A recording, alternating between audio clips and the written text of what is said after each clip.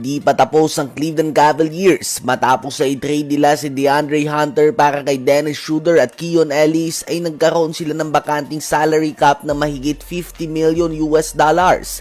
Ngayon nga ay may 6-month point guard na sila kay Dennis Schroeder at nagkaroon pa sila ng espasyo para kay James Harden at hindi naman nila gaanong ginalaw ang 50 million na ito dahil halos nag-swap lang nga ng sahod si Harden at Darius Garland sa trade. Subalit hindi pa nga tapos ang Cavs mga kaibigan na gumawa ng mga galaw. Ayon kay Brian Windhorst ng ESPN ay gumawa na ng tawag ang Cleveland Cavaliers sa Milwaukee Bucks para kay Giannis Antetokounmpo at sa Dallas Mavericks para kay Anthony Davis kung sakaling hindi nila kayanin ang presyo ni Giannis. Kung nais nga ng Cavs na makuha si Giannis ay kailangan nilang magbawas pa ng sahod. Most likely kailangan nilang i-trade si Jarrett Allen kapalit ng isang player na may mas mababang sahod. At kay Evan Mobley naman iikot ang trade package para sa 2-time MVP.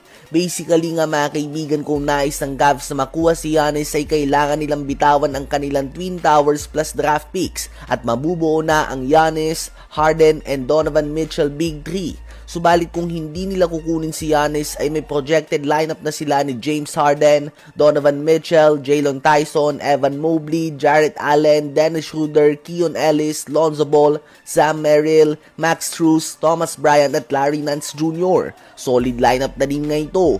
Hindi star-studded subalit well-balanced lineup. Ang Anthony Davis option naman ay more on kung willing na nga ang Mavs sa ibagsak ang presyo si AD at kung hindi nila makuha si Giannis. Kayo ba mga kaibigan, sa palagay nyo ba ay sapat na ang lineup na meron ngayon ng Cavs para manguna sa Eastern Conference o dapat pa silang makipag-agawan kay Giannis?